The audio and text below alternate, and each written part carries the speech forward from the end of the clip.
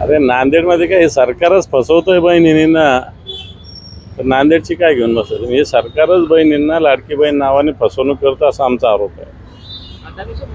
हे पण सरकारचा जर विचार केला तर या राज्याच्या डोक्यावर 7,88,000 कोटी रुपयाचा आज कर्ज आहे। वेगवेगळ्या खात्यांचा जर अभ्यास केला तर यांचं प्रोव्हिजन किती, यांचे टेंडर 10 पट निघालेले आहे।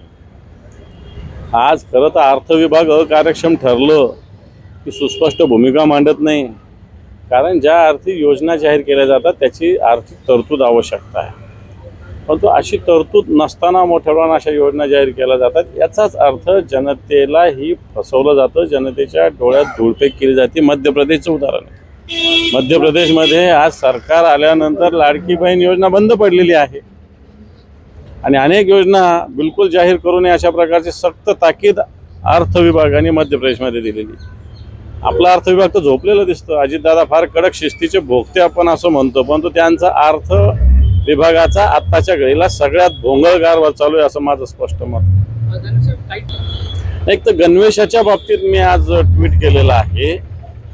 या राज्यातील गोरगरीब विद्यार्थ्यांना 2 गणवेश देण्याचं योजना आहे। जवळपास 45 लाख विद्यार्थ्यांना गणवेश दिले पाहिजे आणि 15 ऑगस्ट त्याची मुदत होती, म्हणजे 90 लाख गणवेश।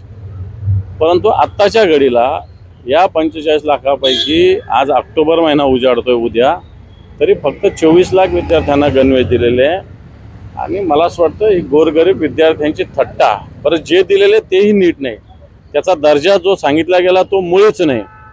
म्हणून अशा पद्धतीनं हे सरकार कुठं खातंय? शिवाजी महाराजांच्या पुतळ्यात खातंय, गणवेशामध्ये खातंय, यांना काय पुरत नाही का? बाकी ठीक आहे, भ्रष्टाचार करत होते, लोकांशी संबंधित नाही, परंतु सर्वसामान्य विद्यार्थ्यांच्या गणवेशात भ्रष्टाचार वाटतं। हे या सरकारचं अशा पद्धतीनं कामकाज चालू आहे। हे पहा, सूतगिरण्या काय या दोघांच्याच नाही आहे, महाराष्ट्रात अनेक सूतगिरण्या आहे आणि यांनाच 32 कोटी दिले गेले। और ते सरकार जातं हे यांना सुस्पष्ट झाले, म्हणून आपापल्या याच्यामध्ये भर अब्दुल्ला गुड थैली में अशा पद्धतीने यांचं वागणं दिसतंय।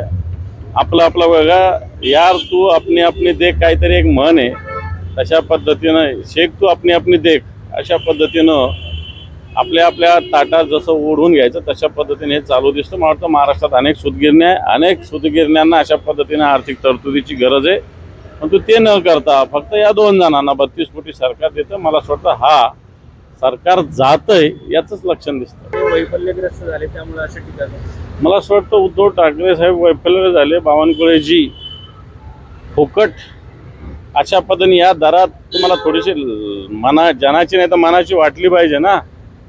द्या सगळ्या लोकांना याच, आता अर्ज करायला सांगतो आम्ही, याच दराने द्या, याच नियमाने द्या जमिनी, देतं का सरकार बघूया। हे पण या सरकारचाच उद्देश आहे की आपल्या महाराष्ट्रातले उद्योग गुजरातला गेले पाहिजे, कारण यांना आधी गुजरात सांभाळायचं। महाराष्ट्राची बर्बादी झाली तरी चालेल, परंतु गुजरात चांगला झाला, गुजरात पण चांगला व्हावा, कारण आपल्या देशाचाच तो एक भाग आहे। परंतु आपल्या महाराष्ट्राचं वाटोळ करून गुजरात चांगला करण्याची सुपारी या महाराष्ट्राच्या सरकारने घेतली की काय अशा प्रकारची स्थिती आहे। मला वाटतं वंचित बहुजन आघाडी काय संजय राऊतांच्या किंवा शिवसेनेच्या पाळावर असते मला माहीत नाही, पण अशा काही गोष्टी घडलेल्या नाही आहेत।